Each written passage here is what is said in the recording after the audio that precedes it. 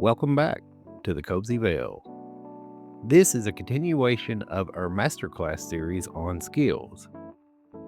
Today's skill is fishing, and I will walk you through everything that you need to know about this skill. And just like in our mining video, I will put timestamps below so you can skip around to wherever you need, as I know that a lot of veterans probably don't need all this information. But before we begin, if you haven't subscribed to the channel yet, what are you waiting for? Join our cozy crew now for more videos like this. Now, on to the video. In order to begin fishing in Palia, you're first going to need to talk to Mr. Einar, which is the Guildmaster for fishing. Once you talk to him, he'll give you a makeshift rod which won't break, and then you can level up to increase the rarity of your fishing rod. Fishing is a little bit different than a lot of the other skills, as the level requirements are 3 levels instead of 2. For instance, when you hit level 3 in fishing, you can use the standard rod, then at level 6 you can use the fine rod, and then level 9 you will get the exquisite rod. He sells other things as well, but we'll speak about those later. So you're first going to need to know where you can and can't fish. You can pretty much fish in any open body water. Basically, if you could drown in the water, you can fish there. If you can't drown, you can't fish there. Kind of odd, really, when you think about it. Glad that you don't have to test this in real life. If the fishing indicator is blue, that means that you can fish in the area. And if it's red, you can't fish there. Another place that you can actually fish is these little circle areas, which are pools of fish. So what are the differences between open areas and these little circles? Well, basically anything that you can catch in the little circle is going to be a guaranteed starfish. If you're fishing outside of this pool, that means that you can catch anything. You can catch starfish, but it's a lower percentage. There is 4 different types of bodies of water that you can fish in. You have a river, lake, ocean, and pond. And of course, you also have caves that you can fish in. Now on to the basics of fishing. So how do you fish? On PlayStation, you want to hit your L2 button, which will bring up your tools. You'll select your fishing rod, and then in order to cast, you will hold R2 down and cast it. Doesn't matter if you cast it short or if you cast it far. So just cast it wherever you wish. Once you do that, you're going to wait until your bobber goes under 3 times. On the 3rd time the bobber goes under the water, you'll want to press and hold R2 to hook and reel. You'll keep holding the R2 button down until you see the fish jump out of water. Anytime the fish jumps out of water, you'll want to stop pressing R2 and just use your joystick to navigate the brackets around the bobber. This will keep your fishing line from breaking. Anytime you see the brackets turning red, you will lose health on your fishing line. Once the fish stops jumping, you'll press and hold R2 again until you either reel them in or until they jump again. Now, unfortunately on PlayStation, usually with like sharks and stuff, we have a little bit of a delay, so that causes some problems, or maybe it's lag. I'm not sure what you would consider, but I'm pretty sure it's just a delay, and you'll still kind of mess up. So keep that in mind. On to the equipment. You have hooks and bobbers. Bobbers don't do anything really. They are mostly just pure cosmetics. However, certain ones like the lantern bobber and the Halloween one, which I usually have equipped, these can help you see a little bit better, especially at around night. Fishing hooks, however, work a little bit different. They can actually give you buffs or let you fish in certain places.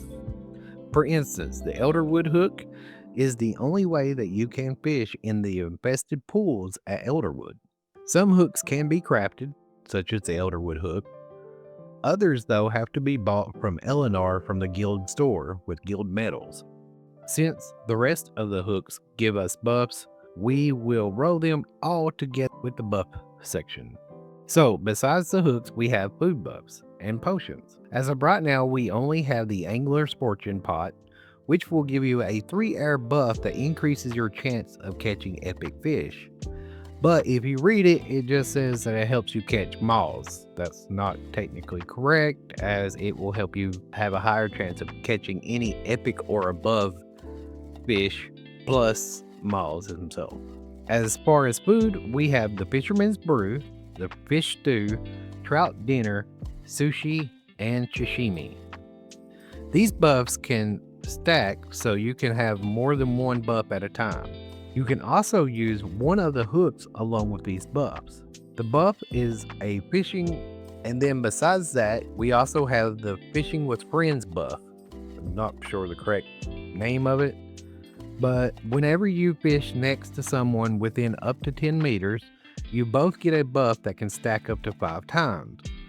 This will increase the speed, which is the time it takes to actually get a fish to bite and hook it. Now, because of the wording on the buffs, they are easy to misinterpret.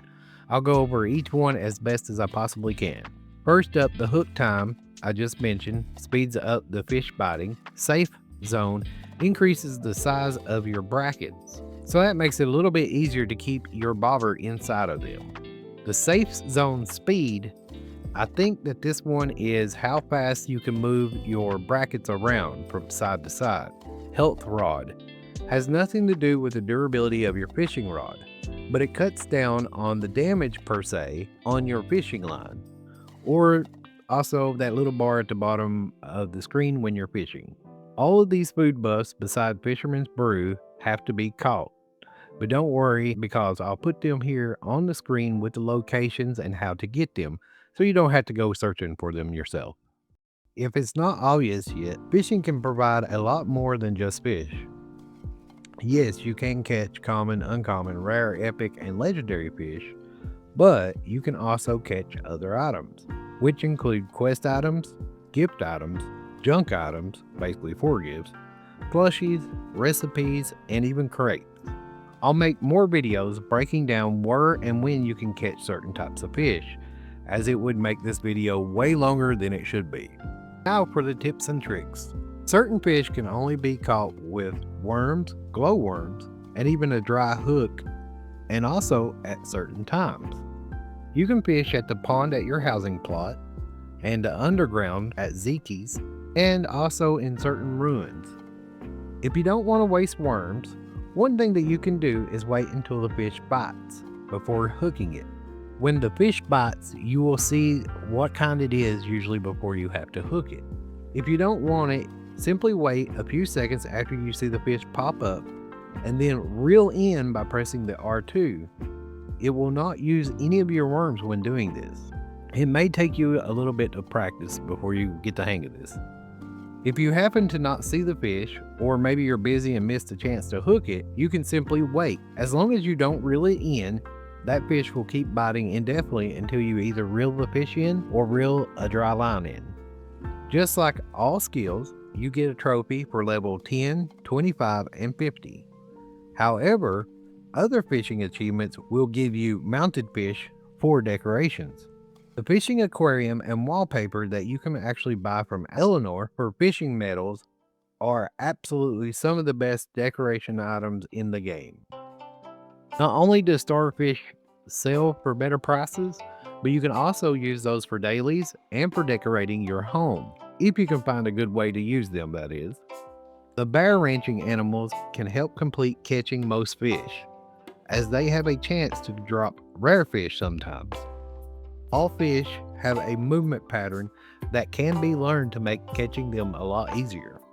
Once you get a worm farm, you can actually use a lot of the excess stuff that you get from ranching. Examples are eggs, milk, flowers, mushrooms, to make your glowworms with. However, I always use all of my Elderwood clan meat first and any of my extra oyster meat, but you may not have that many as right now. I personally only make glowworms, as you get regular worms from Zeki's store for gold.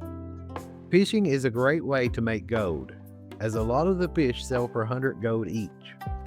Now, if you need a food buff and unfortunately you're full at that time, what you can actually do is go into your settings by pressing start on PlayStation, go all the way to the bottom, go to settings, and then go all the way to the bottom again, and about third or fourth one up, you will see one that says eat when full, and just check that.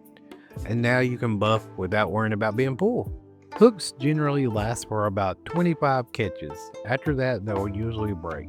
The last tip that I could give you is a good way to level up quickly for fishing. So when you first meet Einar, your best bet is to sit on the docks where he is and just simply fish there. Once you get your inventory filled up with fish, turn around, speak with Eleanor, and you can sell all the fish there. So you can just keep fishing at that same spot over and over and not have to worry about filling up all your inventory with just fish. And that wraps up this video. So hopefully this helped you. If I missed any tips or tricks, please leave them in the comment section below. And don't forget that if you liked it, leave a like and share it with all your friends, as I really appreciate it and it does help the channel grow. Until next time, stay safe, stay cozy, but most importantly, have fun gaming.